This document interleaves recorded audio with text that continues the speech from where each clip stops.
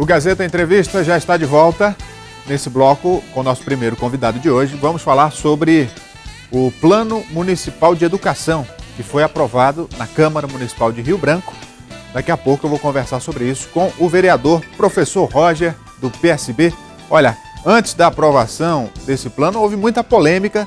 Tem alguns temas que foram discutidos à exaustão antes da aprovação desse projeto de lei. Já já a gente vai aprofundar esse assunto. Deixa eu só dar um recado aqui para você que vai viajar Cruzeiro do Sul.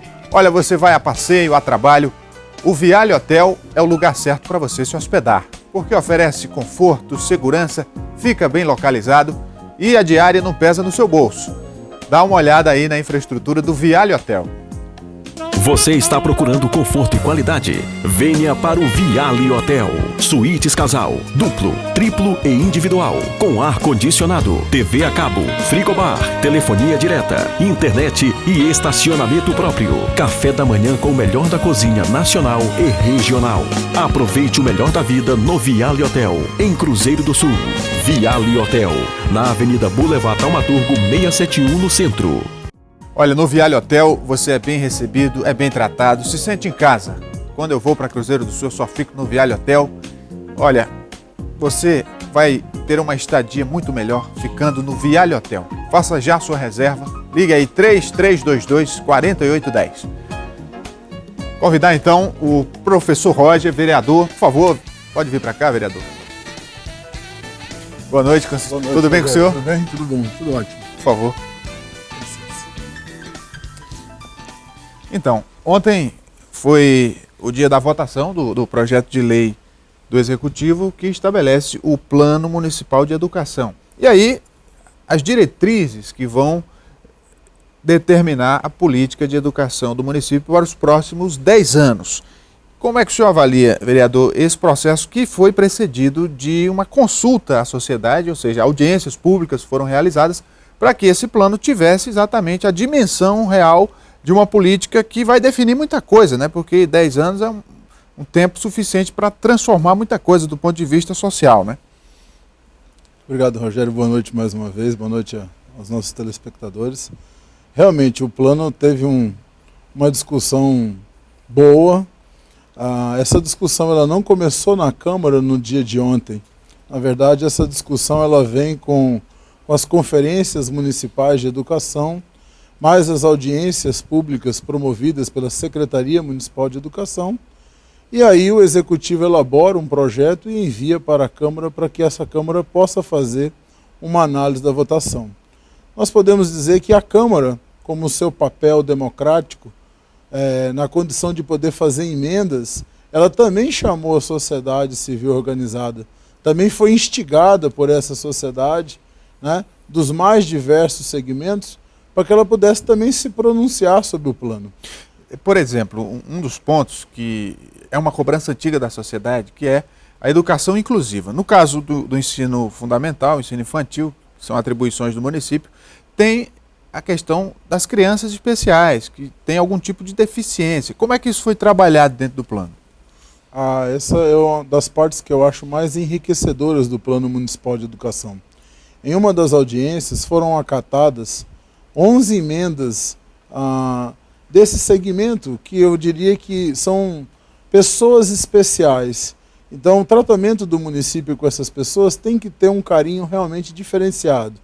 Então, no plano agora, além de você poder ter a instituição, durante esse próximo decênio, de classes e também, ou até escolas, dependendo da demanda, bilíngues. Exatamente porque no caso, por exemplo, do surdo, ele muitas vezes chega até a unidade escolar, mas ele não está alfabetizado ainda, e ele vai se alfabetizar em Libras, primeiro, para depois, numa segunda língua, no caso a língua portuguesa. E às vezes ele chega na escola e é diretamente a língua portuguesa. E aí tem um grande grau de dificuldade para esse aluno. Mas esse é apenas um tópico, porque você tem os autistas, né? A Turma Azul compareceu de uma forma muito veemente, e tantos outros transtornos, né? A questão do braille. Teve também um outro tema que foi muito polêmico, inclusive muito noticiado, né? Que foi a questão da possibilidade de se incluir a ideologia de gênero no currículo escolar. que é esse tema que mexe com o grupo GLBT, mexe com a convicção dos parlamentares evangélicos, que têm seus princípios religiosos. Como foi para construir um consenso e conseguir aprovar esse ponto? Eu acredito que a Comissão de Educação da Câmara, ela abriu para o debate para ouvir todas as pessoas. E talvez 2 aspectos cabem destaque aí: respeito e diálogo. No nosso plano não consta nada sobre a ideologia de gêneros, mas consta sobre preceitos constitucionais, que nós, ao conversarmos com todos os segmentos, entendemos que acima de tudo está a vida, está a dignidade humana. E nós tivemos um cuidado, um zelo muito grande de mostrar que a opinião de todos é importante. Cada um tem as suas convicções individuais, mas acima de tudo, o respeito àquilo que já está consagrado no âmbito familiar, nos demais segmentos. Mas os preceitos constitucionais, eles dão garantias para que a gente não tenha aqui faltado, vamos dizer assim, justiça social com ninguém. Mas o mais importante, Rogério, é a gente também voltar à tona algumas diretrizes desse plano. Sim. Entre elas, eu queria destacar aqui recuperar as nossas escolas, as escolas que já estão implantadas e as escolas que nós precisamos ainda construir. A Prefeitura hoje avança com 10 novas creches. Uma já foi entregue e está aí mais 9 que provavelmente daqui nos próximos 3, 4 meses estarão prontas. Mas mesmo assim nós temos uma oferta menor do que a procura. Então o plano trata da gente melhorar essa oferta. Mas não é só isso. A valorização do profissional da educação, tanto o professor como o profissional não docente. Esse também é um aspecto importante, porque quem vivencia a escola, esses são os nossos verdadeiros transformadores. Vereador, desde que isso se tornou lei, ou seja, foi aprovado pela Câmara, agora o Poder Legislativo também tem o papel de fiscalizar o cumprimento dessa lei pelo Executivo. E como é que vai ser? Que é um plano de longo prazo, para que essas demandas todas se tornem realidade. Bom, primeiramente, cada vereador tem a cópia da lei, né? O vereador já é um fiscal por natureza. Mas cada pai, cada mãe, cada aluno, ele não deixa de ser um fiscal, porque ele vai até a Câmara ou ele vai até o Ministério Público relatar aquilo que ele está vendo que naquela unidade escolar não está atendendo da forma como deveria. Então, por um exemplo, Rio Branco tem 3 prêmios sobre merenda escolar no plano nacional. Então, é um item, por exemplo, na educação municipal que vai muito bem. Rio Branco conseguiu ficar entre as 5 capitais no IDEB, com uma média de 5,5, superando muitos estados que dispõem até de um recurso maior. Então a gente percebe que há um esforço do Executivo em acertar, em fazer a melhor educação. E aí eu falava das diretrizes, mencionei 2, mas tem outras 2 que a gente precisa salientar. Uma delas, além de fortalecer o salário dos servidores, além de reconhecer os profissionais da educação, além da manutenção da escola, a oferta e a procura, né? Então, é nesses caminhos aí que eu acho que o nosso plano se alicerçou para nos próximos 10 anos atender a sociedade de Rio Branco. O partido do senhor, o PSB, tem hoje 4 vereadores, não é isso? 4 vereadores. Pois bem, é a maior bancada da Câmara. É a maior bancada da Câmara. E, naturalmente, é a maior responsabilidade, porque para aprovar um projeto de lei como esse, por exemplo, 4 votos contam muito, podem até fazer a diferença entre ser aprovado ou não. E aí, o PSB aqui hoje faz parte da Frente Popular e esses vereadores têm o papel de fiscalizar o Executivo, mas também, como aliados, têm o papel de politicamente dar apoio. Como é que os senhores do PSB estão transitando entre esses 2 extremos, digamos assim? Eu acho que nós não temos nenhum tipo de problema dessa natureza, porque, primeiro que o PSB é um partido marcado pela independência.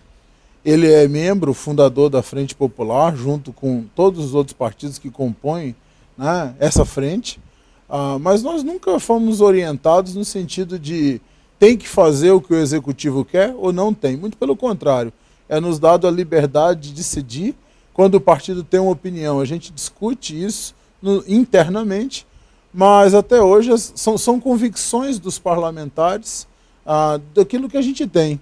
Então é claro que eu acho que cada vereador, como ele, apesar do mandato ser do partido pela legislação eleitoral, nós temos uma responsabilidade com a sociedade. Quem manda no meu voto é a sociedade. E é a serviço da sociedade que cada vereador do PSB está. A gente tem observado que algumas situações, né, alguns segmentos da sociedade começam a se mobilizar, especialmente os partidos políticos, em torno das eleições do ano que vem. E o PSB, o senhor já foi presidente da Câmara, quer dizer, já tem essa experiência, o senhor já está no seu segundo mandato, e algumas questões que chegam à Câmara Municipal, evidentemente que vêm também, digamos assim, contaminadas com o fator político, né? E aí a coisa tende a tensionar por conta disso. Como é que é essa sutileza de saber transitar, de saber o momento exato, de, sabe, endurecer, de recuar? Como é que é lá no PSB? Essa pergunta é muito boa e eu vou usar o Che Guevara para dizer. Acho que a gente às vezes tem que endurecer, mas não pode perder a ternura, Rogério. É verdade. Eu acho que é isso. Mas acima dessa linha tênue, que eu acho que qualquer parlamentar, independente do posicionamento dele, acho que você não pode ter medo de assumir uma posição, né? E desde que você tenha transparência da forma como você pensa, eu não vejo por que você não votar. Às vezes pode acontecer de você ter um voto contra, tá? Eu sempre digo aos meus colegas que a sua convicção ela é princípio, e princípio é como a vida. Ela tem que estar acima de qualquer outro patamar que você queira estabelecer. Tem um outro tema também que tem sido muito discutido lá na Câmara Federal e em toda a sociedade, que é a redução da maioridade penal. A Câmara Municipal também está se abrindo para esse debate, tem aí nos próximos dias a audiência pública que vai tratar disso. Como é que vocês estão se articulando? Esse é um anseio da sociedade e há uma discussão muito forte com relação a se quem tem acima de 16 e abaixo de 18 já pode responder por crime e não por infração, como está na legislação atual. Nós temos debatido o assunto e há propostas dos mais variados. Nós temos algumas pessoas que acham que o período de internação de 3 anos, que já dispõe ali no ECA, não é o suficiente, deveria se prolongar, né? Mantém-se apenas como ato infracional e se prolonga a internação. Outros já colocam, e é o que o Congresso parece que tem acenado, nos crimes denominados de hediondos, esse jovem de 16 a 18 anos, ele já poderia ser aí então tipificado como um crime, né? e levado aí para o que está chegando mais próximo do anseio da sociedade. É óbvio que a Câmara não legisla sobre isso, a Câmara Municipal, mas também se coloca como um fomentador dessa discussão. Para a gente encerrar, vereador, tem um outro projeto de lei do senhor tramitando que versa sobre a possibilidade de uma licença para funcionários públicos que perdem o cônjuge. Como é que vai funcionar isso? Nós chamamos de licença paternidade estendida. O STF já se pronunciou a respeito. O que acontece é uma lei que a gente não gostaria de usar, mas a gente precisa dar essa segurança jurídica ao servidor municipal. Ela diz o seguinte: se você perde o seu cônjuge na hora do parto e essa criança sobrevive, o que acontece nos dias de hoje? Você vai ficar com a criança, mas você vai ter apenas aquele período de alguns dias que é a chamada licença paternidade. Isso comprovado, no setor público, nós teríamos o que então? Essa licença maternidade garantida a este pai, seria uma licença paternidade estendida, porque olha só, eu perdi a esposa, tenho um recém-nascido para tomar conta e eu já tenho que retornar ao trabalho. Então aquela garantia que hoje é um avanço de 6 meses, dado às mulheres que acabaram de dar à luz, num caso de falecimento, isso daí poder ser migrado para o homem. Muito bem. Conversei aqui com o vereador, professor Roger, do PSB. Muito obrigado pela vinda, vereador. Nós que agradecemos e eu tenho tempo para fazer uns agradecimentos Fica à vontade, ainda? fica à vontade. Eu queria agradecer a todos os segmentos que compareceram à Câmara, agradecer aos 17 vereadores, porque a votação foi unânime, né? Agradecer à Secretaria Municipal de Educação, agradecer às audiências públicas, porque eu acho que foi esse conjunto de muitas pessoas que a gente pôde ter um plano aí que, no meu entender, a gente conseguiu não só amenizar as divergências de ideias e ainda falar sobre educação, que é a principal forma de ascensão social e transformação de vida das pessoas. Muito bem. O Gazeta Entrevista vai para o intervalo. A gente volta daqui a pouco. Não saia daí.